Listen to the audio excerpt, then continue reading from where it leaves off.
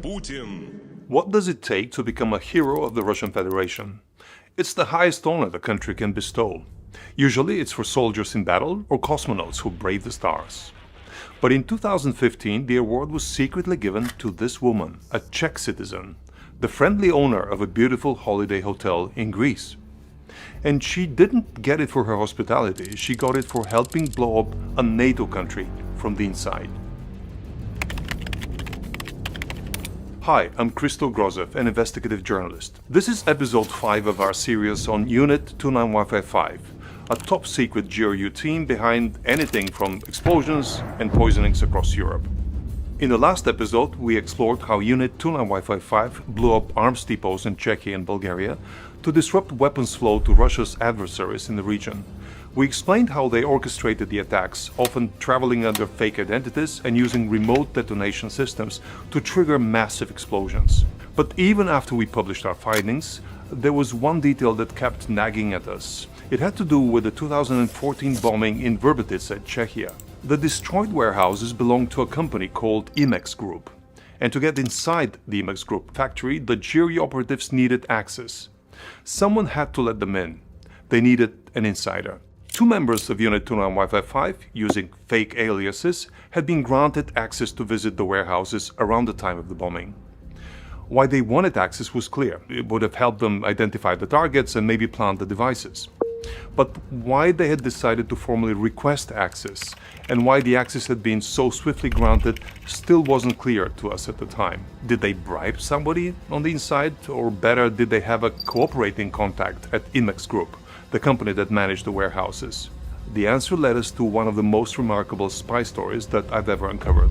A story of deep-cover Russian illegals who spent decades building the perfect cover, only to use it to facilitate mass destruction across Europe.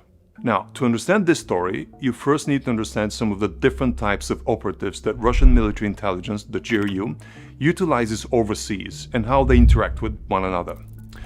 First, there are spies under diplomatic cover. GRU spies masquerading as consular officers, cultural attachés, diplomatic careers.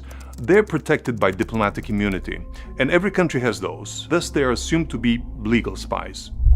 Then there are the illegals, spies who do not have diplomatic cover and are technically in breach of the laws of the country they are operating in.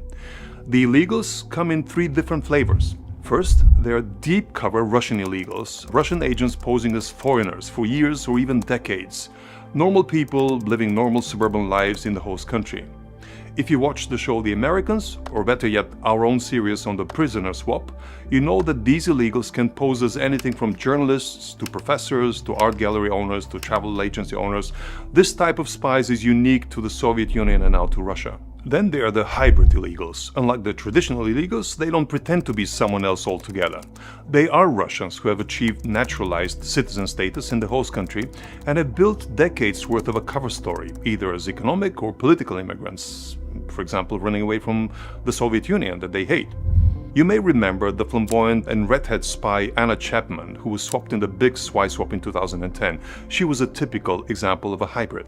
Then there are the short-term illegals. These are GRU operatives, like the members of Unit 29Y55. They're militarized agents conducting direct sabotage activities and poisoning missions under fake identities. They use their fake aliases, usually as non-existent Russians or other former USSR citizens, to travel in and out of Russia for short periods of time. Up until this point, we viewed these operations as separate, with deep cover spies not engaging so directly with the in-field short-term operatives. But the further we dug into this story, the more we realized for the first time that this might not be the case. They use their fake aliases, usually as non-existent Russians or other former USSR citizens, to travel in and out of Russia for short periods of time. Up until this point, we viewed these operations as separate, with deep cover spies not engaging so directly with the in-field short-term operatives. But the further we dug into this story, the more we realized for the first time that this might not be the case. In the last episode, we revealed that Mishkin and Chepiga, the same operatives who were involved in the Salisbury poisoning, were also involved in the explosions in Vrbice, Czechia. But this time they were using different fake identities, Ruslan Tabarov and Nikolai Popa. Czech authorities had released information that it was Mishkin and Chepiga, using these fake identities, who had formally requested to visit the warehouses just days before they were blown up. We weren't sure exactly what that visit was used for, or whether it even happened, whether they showed up at the site at the allotted time. But the request itself was interesting for two reasons. First, it confirmed to us that Unit 29Y55 was trying to get access to that site. This was useful when we were first starting our investigation. It validated our hunch that they were not there randomly. They really wanted to get access to that place that was bombed up. Second, it pointed us to specific IMEX employees to look into. The investigation by the Czech authorities released internal IMEX group email records surrounding the request. And from that we could see that the request was sent by none other than Andrei Averianov, the head of Unit 29Y55. It was sent to an IMEX employee named Petr Bernatic Jr. In fact, he's the son of the company's owner. As it turns out, and as we can see from email records, Petr didn't just accept or deny that request and move on. Instead, he forwarded it to another employee within IMEX as soon as it was filed, almost as if he knew that there was some unique importance to that message. When Czech investigators pulled Petr's phone records around that time, they found that not only was the request forwarded immediately, but he also made a call to that other IMEX employee immediately before and right after forwarding the email request. That man's name was Nikolai Shaposhnikov. But who was he? On paper, he was just another IMEX employee. Someone who scouted sales opportunities and provided consultancy to international customers. However, when we began investigating his background, something interesting emerged. Nikolai Shaposhnikov wasn't just a mid-level Czech arms dealer. He was a former Soviet military commander who had fought in Afghanistan, served in Czechoslovakia during the Warsaw Pact era, and somehow transformed himself into a Czech citizen. According to Czech immigration records we obtained, Shaposhnikov's path to citizenship was built on a foundation of lies. In 1991, as the Soviet Union was collapsing, he showed up at a police station in the Slovak town of Zvolen, claiming political asylum. What was his story? He had been expelled from the Communist Party for repeated embezzlement of gasoline and batteries from the army. That was a believable dissident narrative. But the documents he submitted were riddled with forgeries. He claimed to be born to a family of clerks, not military officers. A lie.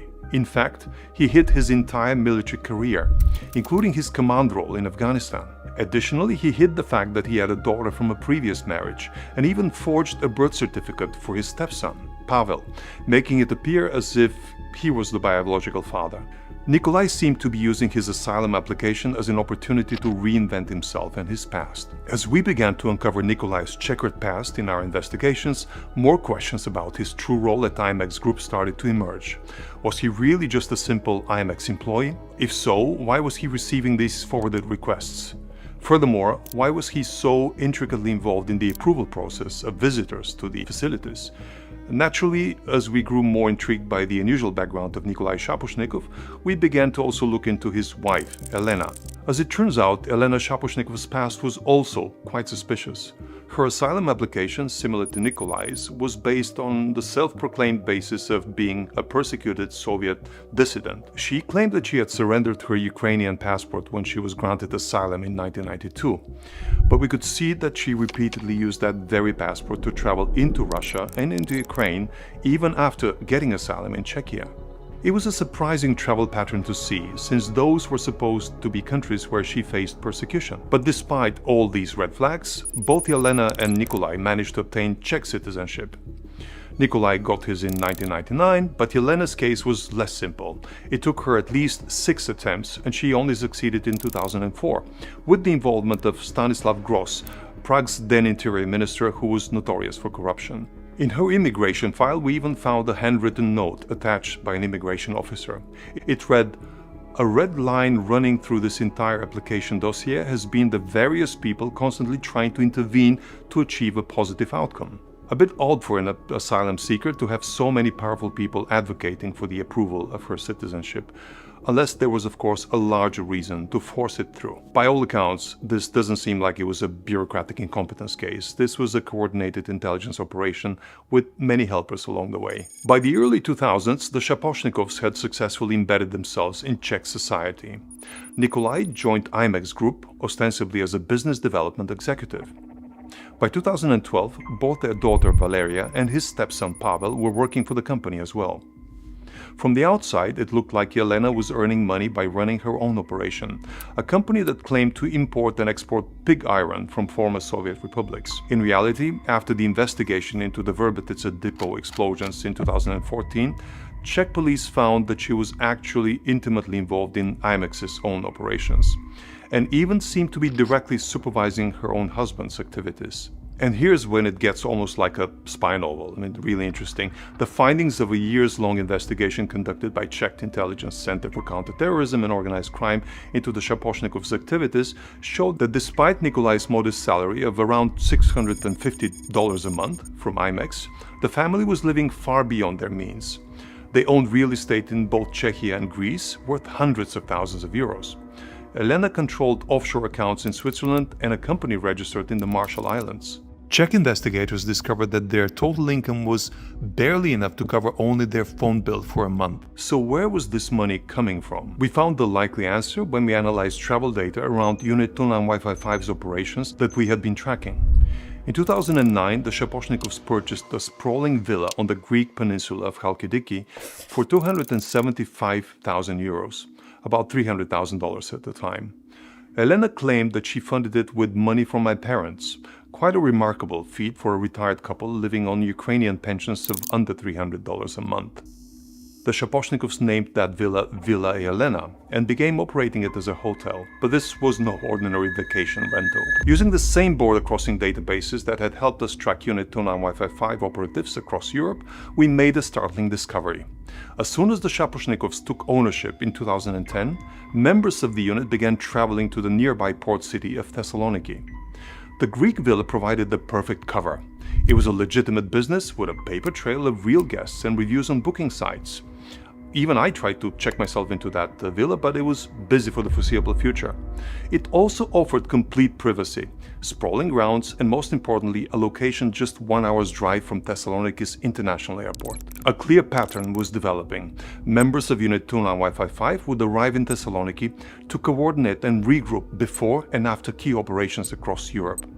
General Andrei Averyanov himself, the founding commander of the unit, whom we featured in several of our last episodes, traveled to Thessaloniki under his cover identity of Andrei Overyanov in July 2013. Phone metadata showed that he stayed in the vicinity of Villa Elena for a full week. But that was not his only visit to that vacation rental. He returned again in August 2014, just months before the Verbatice bombings. At least 4 other Unit 29Y55 members made similar trips between 2012 and 2018. Some of these visits coincided perfectly with operations we already knew about, like the poisoning of Bulgarian arms dealer Emilian Gebrev, which we covered in episode 2 of our series. For instance, Unit 29Y55 member Alexei Kapinos, whom the Shaposhnikovs described to investigators as a family friend, flew to Thessaloniki on a diplomatic passport on April 25, 2014. Villa Elena wasn't just a hotel, it was a safe house, a secure base of operations for Russia's most elite assassination and sabotage unit, where actual killers could blend into the crowd of unsuspecting guests and stunning waterfront views under the guise of a much-needed vacation. We obtained access to direct email communications between Elena Shaposhnikova and General Averyanov that revealed the true scope of their operation. The emails showed that Shaposhnikov's role was far beyond just providing accommodation. In July 2013, Averyanov wrote to Elena regarding plans for the IMEX arms depot sabotages. Very much we need a complete list of sought-after weapons platforms. 3 weeks later, Elena forwarded him a PDF file titled Aircraft FSA PDF, Ammunition FSA PDF, and Weapons FSA PDF, detailed intelligence about IMEX Group's weapons destined for the Free Syrian Army, a militia fighting Russian-backed Bashar al-Assad's regime. These files had been sent to Elena by her stepson Pavel, who also worked at IMEX. The GRU was therefore, as Czech investigators concluded, informed about the planned trade of munition between Bulgarian MCO and the Czech IMEX from the very beginning to the fiery end. Additionally, Elena specifically indicated which 2 Verbatice warehouses, number 16 and number 12, needed to be targeted for a successful operation. The Shaposhnikovs weren't just facilitating access to and providing general information about the warehouses, they were providing the key intelligence that made the precise sabotage possible. Their continued coordination was meticulous. On September 26, 2014, just weeks before the Verbititsa explosion, Averyanov emailed Elena, "I'm sending a request to visit the warehouses." 3 days later, Elena wished Andrusha, the diminutive form for Andrei, a happy birthday. They then made plans to meet in Portugal. On October 3rd, our travel data shows Averyanov, Nikolai, Elena and their daughter Valeria all met in Lisbon. A week later, the family was back in Czechia, where Nikolai met with Petr Bernatic Jr., the man who went on to forward the email facilitating access to the Verbititsa warehouses. And that's when Averyanov sent the Photoshop passport scans from Mishkin and Chepiga to IMEX corporate email. The same day, the Shaposhnikovs met with Averyanov and his deputy at a hotel in Slovakia, just as other members of Unit 29Y55 were converging on the Czech border. Within 72 hours, Warehouse 16 was destroyed, killing 2 IMEX employees instantly. This level of coordination revealed something we had never seen before: illegals, deep cover spies working directly with Unit 29Y55's kinetic operations team. Traditionally, the jury's illegal program, like the SVR-1, focuses on intelligence gathering, but the Shaposhnikovs represented something new, a hybrid operation combining long-term penetration with immediate tactical support for sabotage missions. In 2020, as we were publishing our findings about the depot bombings, Czech authorities reopened their investigation. What they found confirmed our worst fears about the Shaposhnikov's central role in that operation. But we discovered something even more remarkable. Using leaked Russian government databases, the same kind of data breach that had helped us identify other members of Unit 29Y55 before, we found that Yelena Shaposhnikov possessed a secret Russian service passport from a special series reserved exclusively for members of the GRU, more specifically for members of Unit 29Y55. She had used this passport to travel between Greece and Russia on at least 2 occasions, employing sophisticated tradecraft to avoid leaving digital footprints in European databases. Most remarkably, travel records showed that in December 2015, Yelena made a 2-day trip to Moscow using that secret passport. It was during this visit that Vladimir Putin personally bestowed upon her the Hero of the Russian Federation award, the highest state honor usually reserved for extraordinary military valor. A naturalized Czech citizen running a Greek hotel had received Russia's highest honor for her role in sabotaging NATO allies. When Czech authorities finally confronted the Shaposhnikovs in 2021, the couple initially tried to maintain their cover. They claimed all of their connections to Unit 29Y55 were personal or driven by legitimate business interest. They insisted that they didn't know Averyanov or Kapinos. They didn't know that they were members of what they called an internationally wanted state terrorist organization. But as investigators presented them with the evidence that we had helped uncover as well, emails, travel records, the financial transactions, the passport, the secret passport from the GRU range, their story kept changing. In 2023, Czech authorities declared them persons of interest and requested their extradition from Greece for questioning. The couple refused to travel to Prague. Instead, they submitted a statement through Greek authorities claiming that they were scapegoats being persecuted for their Russian heritage. In February 2024, Nikolai Shaposhnikov suddenly died of a heart attack in Greece, taking many secrets with him to the grave. Yelena remains a person of interest, but the damage is already done. The Shaposhnikov's case revealed the true scope of Russia's hybrid warfare campaign against the West.